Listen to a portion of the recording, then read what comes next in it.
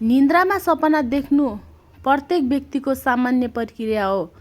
केही सपना यस्ता हुन्छन् जुन निन्द्रा खुलिसकेपछि याद रहिँदैन भने केही सपना चाहिँ राम्ररी याद रहन्छन्।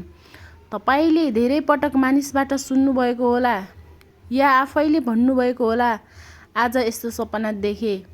हामी अक्सर आफ्ना सपना अरूसँग भन्न भुल्दैनौँ, तर धेरै थोरै मानिसहरूलाई थाहा हुन्छ कि केही सपना यस्ता हुन्छन् जुन कसैलाई भन्नु हुँदैन। शास्त्र अनुसार यस्तो गर्नु गलत मानिन्छ।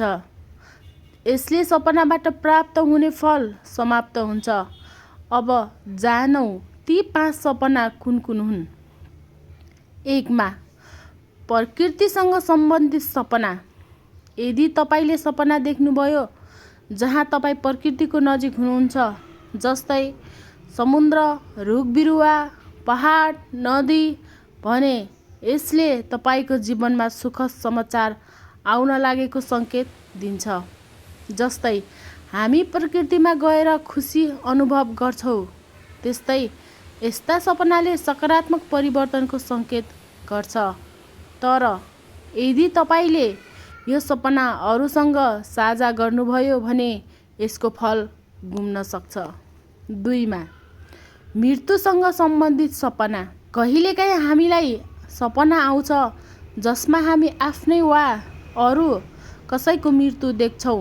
यस्ता सपना देख्दा हामी डराउँछौँ वा मन अस्थिर हुन्छ। तर यस्तो सपना देख्दा डराउनु पर्दैन, किनभने यसले तपाईको समस्याहरूको अन्त्यको सङ्केत दिन्छ। तर यदि तपाईले यो अरूसँग भनिहाल्नुभयो भने यसको सकारात्मक प्रभाव हराउन सक्छ। 3 मा सर्प देख्ने सपना। यदि तपाईले सपनामा सर्प देख्नुभयो भने डराउनु पर्दैन। यस्तो सपनामा व्यापारमा फाइदा, काममा सफलता र धन लाभको सङ्केत दिन्छ। त्यसैले यस्तो सपना कसैलाई पनि भन्नु हुँदैन, नभए त्यसको फल मिल्दैन। 4 मा भगवानको दर्शन। यदि तपाईले सपनामा कुनै पनि भगवानको दर्शन गर्नुभयो भने यसले जीवनमा ठुलो सफलताहरू र खुसियाली आउन लागेको सङ्केत दिन्छ। त्यसैले यस्तो सपना पनि गोप्य राख्नुपर्छ, किनभने अरूलाई भनिएमा राम्रा कामहरू विफल हुन सक्छन्।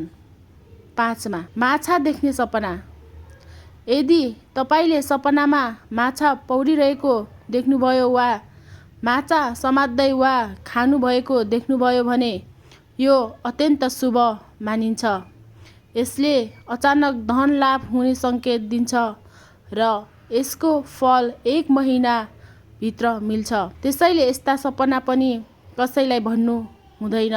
साथीहरू, तपाईलाई हाम्रो यो जानकारी कस्तो लाग्यो? तपाईले यीमध्ये कुन कुन सपना देख्नुभएको छ? कमेन्टमा लेख्न नबिर्सनुहोला। साथै यस्ता अरू जानकारीका लागि हाम्रो च्यानल सब्स्क्राइब गर्न पनि नबिर्सनुहोला। धन्यवाद।